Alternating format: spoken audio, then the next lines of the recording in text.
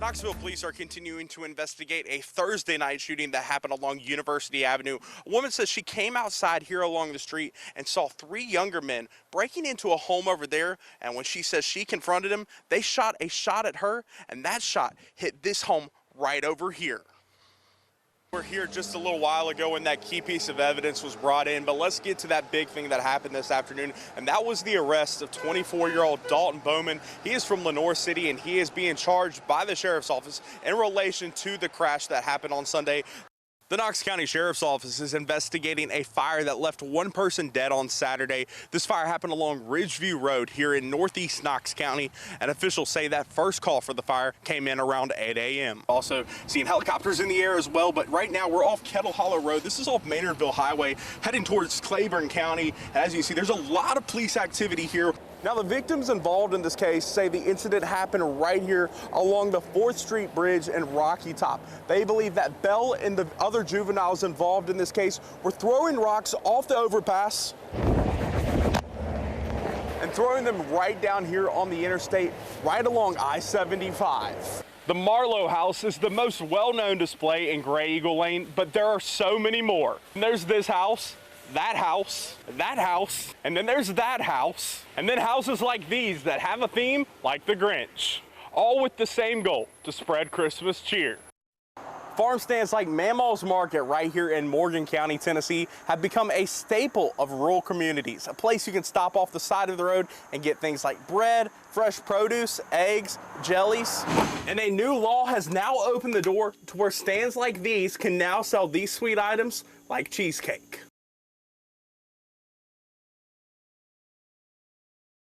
Yeah, John, parents called it a mandatory assignment that made their daughters so uncomfortable, they asked for a transfer out of the class. Brittany Seymour's daughter is a student at Cumberland County High School.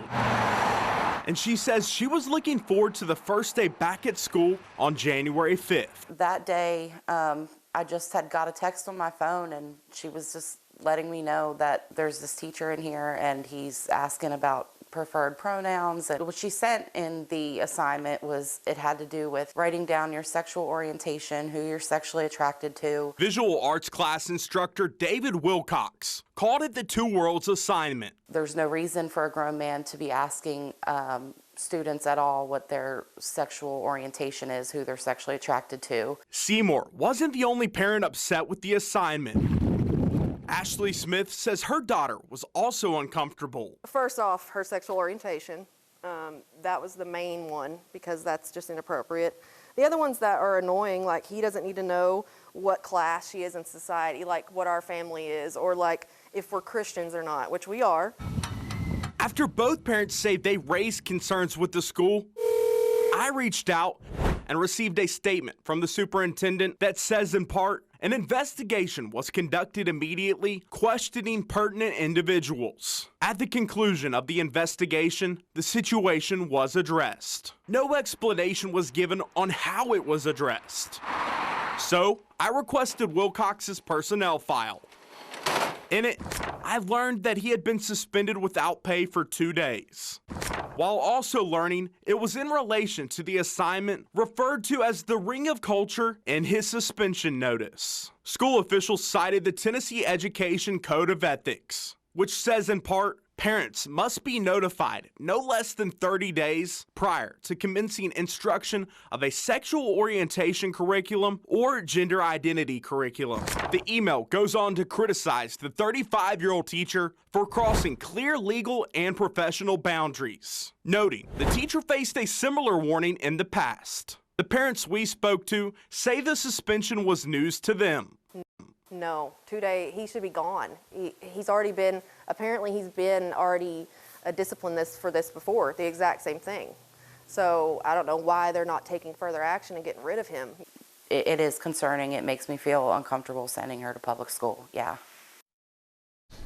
Now, John, both parents tell me their daughters are no longer enrolled in that class as well. And Andrew, you also reached out to the teacher, Mr. Wilcox, in this case. What did he have to say? Yeah, I spoke to him on the phone Monday, providing the option to respond to this story. He got back to me today and says he has been advised to not make a statement at this time. The documents I also got said in them that his weekly lesson plans must now be reviewed by the principal or someone else that they designate. The Board of Education meeting is next week, and both parents tell me they are planning a protest ahead of the meeting. Andrew, we'll continue to follow it. Thank you.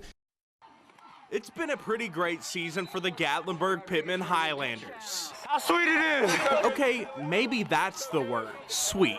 But Coach Tyler Williams, what's the secret ingredient? Well, it's cookies, of course. Cookies baked by his wife, Kimmy, a tradition that started back in 2011. I believe he had Coach's wife make them for him when he played. The first few batches were not great.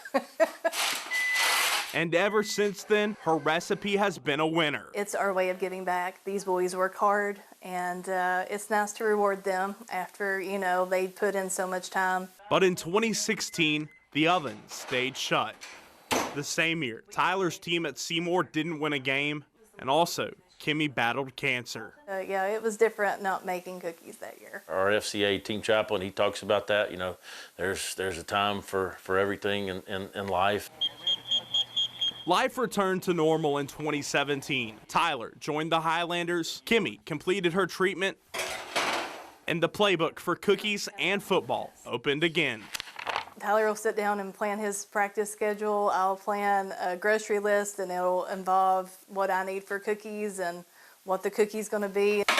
With each sweet treat baked with love, nearly 200 cookies a week. Some for their daughter Carly and her bandmates. So then I end up giving out like 10 cookies to like teachers and like my other friends before I even get to give them out to band. And a whole bunch more for Tyler and his boys, including their son, freshman lineman Wyatt. Most of the team wants to know what's the cookie this week, and I kind of try and hide it. Just like a coach with plays, Kimmy never repeats her recipes. With a different batch each week, Coach delivers them to the boys every Thursday. We're just so good because, like, just coming out here and looking forward to it every week. This is how we win games, because of the cookies. Pinch. Yeah, okay, I got a pinch. Yep. And while cookies might be the sweet ingredient for success, the real magic is the family atmosphere in Highlander heaven. You wish you knew the good old days when they were there, you know. Man, I kind of feel like I'm in them right now, and just feel very blessed. You know, we grew up believing, you know, it's better to give than receive, and it's nice to see that it's very, you know, appreciated and enjoyed, but just to add that little extra, you know, little something each week. A sprinkle of salt and a dash of determination. The perfect ingredients for sweet success in the playoffs. Hey, good job up front! In Gatlinburg, I'm Andrew McClung.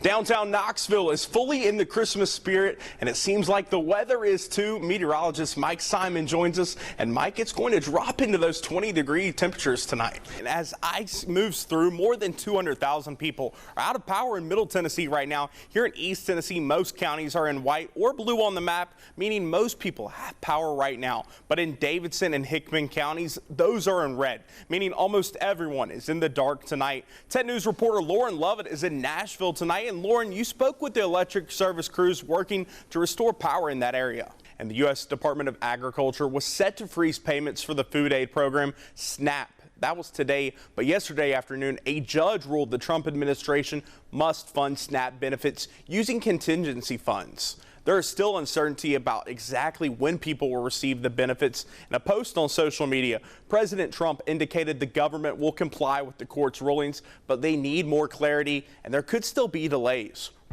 It's the season of giving, and nonprofits across East Tennessee especially need your help right now. The executive director of Second Harvest Food Bank says during the last 3 months of the year, they received 70% of all their funds for the whole year. The nonprofit has been especially busy the last month because of the pause in SNAP benefits during the government shutdown. New tonight, a firefighter in Pigeon Forge was hurt after a business fire today along the parkway. Pigeon Forge officials say they were called to a fire at Country Mill Crafts and Antiques just after 6 this evening. Firefighters say the building was full of flames and smoke, but crews were able to put out the fire quickly, so the damage was limited. One firefighter did hurt their hand when authorities say a ladder shifted during operations. They said the firefighter's injury was minor and they were taken to the hospital. The antique store was closed at the time of the fire. Officials say the cause is still being investigated. Right now, rescue efforts are underway across the Caribbean after Hurricane Melissa barreled through the region as one of the most powerful Atlantic storms in more than 150 years. This storm pushed one East Tennessee man onto a plane and into action. But it's not the first time he's flown straight into a disaster zone. Joe Hurston and his organization, Air Mobile Ministries, have flown to 54 countries in times of crisis. And tomorrow, he will take off for another. On each trip, the group brings water purifiers to areas that don't have access to clean water. Hurston says each machine can purify between 20 to 25 gallons of water every hour, which is enough for 40 to 50 people. And he says that there's nothing stopping them from running the machines 24/7, meaning each one can provide water for around 1,000 people each day. Yeah.